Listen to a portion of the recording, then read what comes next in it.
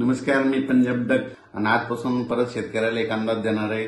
सर्वप्रथम शेतकऱ्याला सांगू इच्छितो की काल म्हटलं होतं ना की आज 24 तारखेपासून राज्यात ठिकठिकाणी पावसाला सुरुवात होईल। आज देखील राज्यामध्ये रात्रीच्या म्हणजे खूप ठिकाणी पाऊस सुरू होणार आहे। म्हणजे सगळ्यात महत्त्वाचं सांगायचं झालं तर 24 ऑक्टोबर पासून ते 28 ऑक्टोबर पर्यंत राज्यात दररोज वेगवेगळ्या भागात विखुरलेल्या स्वरूपाचा जोरात पाऊस पडणार आहे म्हणून हा अंदाज लागत आहे।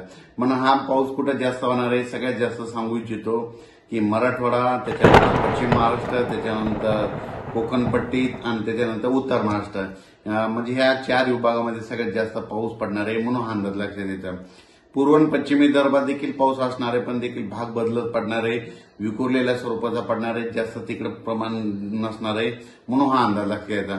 पण राज्यात मात्र मराठवाडा, पश्चिम महाराष्ट्र, उत्तर महाराष्ट्र, कोकणपट्टी या भागात मात्र जोराचा पाऊस पडणार आहे म्हणून हा अंदाज लक्षात सांगायचं झालं तर जिल्ह्यावाईज सांगायचं झालं तर आज देखील नांदेड जिल्हा झालं, लातूर जिल्हा झालं, परभणी जिल्हा झालं, हिंगोली जिल्हा झालं, यवतमाळ जिल्हा झालं, धाराशिव, बीड, जालना, संभाजीनगर, अहिल्यानगर, त्याच्यानंतर सोलापूर, कोल्हापूर, सांगली, सातारा, पुणे, त्याच्यानंतर कोकणपट्टी पूर्ण ह्या परिसरामध्ये आज रात्रीच्याला खूप ठिकाणी विजेच्या कडकडाटासह पाऊस सुरू होणार आहे म्हणून हा अंदाज लागतेचा।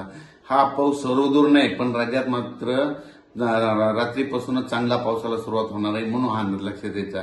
आणि परत शेतकऱ्यासाठी आनंदाची बातमी कशामुळे की फक्त 28 तारखेपर्यंतच पाऊस पडणार आहे, 29 तारखेला सूर्यदर्शन होणार आहे आणि 2 नोव्हेंबर मात्र थंडी येणार आहे। म्हणून ज्यांचं कांद्याचं जे कांदा शेतकरी आहेत तर तुम्ही काय करू शकता का की कांद्याचं रोप टाकू शकता। मका शेतकऱ्याचे फोन आले, मका देखील काढायला 29 तारखेपासून काही हरकत नाही, पेरणी करायला देखील काही हरकत नाही म्हणून हा अंदाज लक्षात द्यायचा।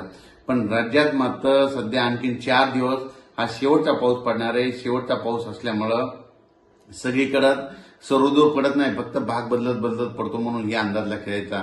म्हणजे हा शेवटचा राज्यातला शेवटचा पावसाळ्यातला शेवटचा पाऊस असेल, म्हणजे 28 तारखेपर्यंत असं 29 तारखेला सूर्यदर्शन होणार आहे, 2 नोव्हेंबरला थंडी येणार आहे म्हणून हा अंदाज लक्षात येतात। त्याच्यानंतर 29, 30, 1 तारखेपर्यंत राज्यात धुके धुराळे देखील येणार आहे म्हणून हे देखील लक्षात येतं। पण राज्यात मात्र आता 4 दिवस पावसाचे असणार आहेत म्हणून हा अंदाज सर्व शेतकऱ्यांनी लक्षात घ्यायचा।